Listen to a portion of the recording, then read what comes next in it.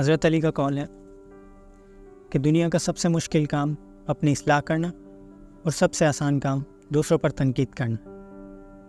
اسی طرح کی عادت کچھ ہمارے اندر بھی پائی جاتی ہے کہ ہم اپنی غلطیوں پر پردہ اور دوسروں کے عیبوں پر نظر ڈالتے ہیں، اور یہی ہماری ناکامی کی وجوہات میں سے ایک ہے کہ ہم ججمنٹل بہت ہیں۔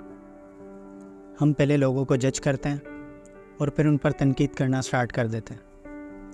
جج بھی کرتے ہیں اپنی سوچ کے مطابق، یعنی جہاں تک ہماری سوچ جاتی ہے، اور ایک ان ریشنل رائے قائم کر کے بہتان لگا دیتے ہیں۔ دراصل ہم اپنی ہی سوچ کا معیار بتاتے ہیں کہ کس قسم کی سوچ ہے ہماری۔ ایک بہت عام مثال ہے کہ جب آپ کسی پر ایک انگلی اٹھاتے ہیں تو باقی کی 3 انگلیاں ہی چیخ چیخ کر کہتی ہیں کہ پہلے اپنے اندر جھانکو۔ دوسروں پر تنقید کرنے میں ہم یہ بھول جاتے ہیں کہ ہم کیا ہیں۔ ایک بار شیخ سعدی اپنے بیٹے کے ساتھ نماز تہجد ادا کر رہے تھے۔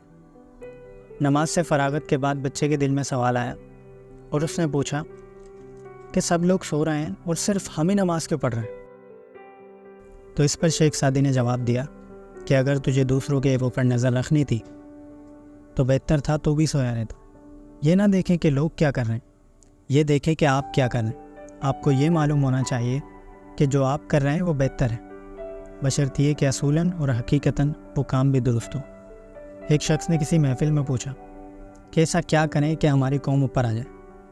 تو ایک عالم نے جواب دیا کہ ٹانگ کی بجائے ہاتھ کھینچو، انشاءاللہ قوم اوپر آ جائے گی، اور اگر ہاتھ نہیں کھینچ سکتے تو ٹانگ نہ کھینچو۔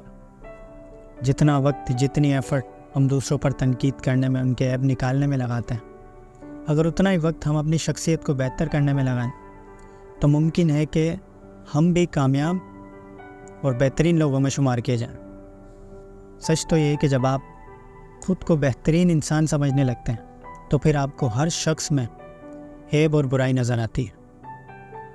اس وقت آپ کی آنکھیں دیکھ تو سکتی ہیں لیکن حقیقت دیکھنے کی صلاحیت کھو دیتی ہے، اور آپ ایک دھوکے کی زندگی جیتے ہیں۔ تو اس دھوکے کی زندگی سے باہر آئیں اور اپنی اصلاح کریں۔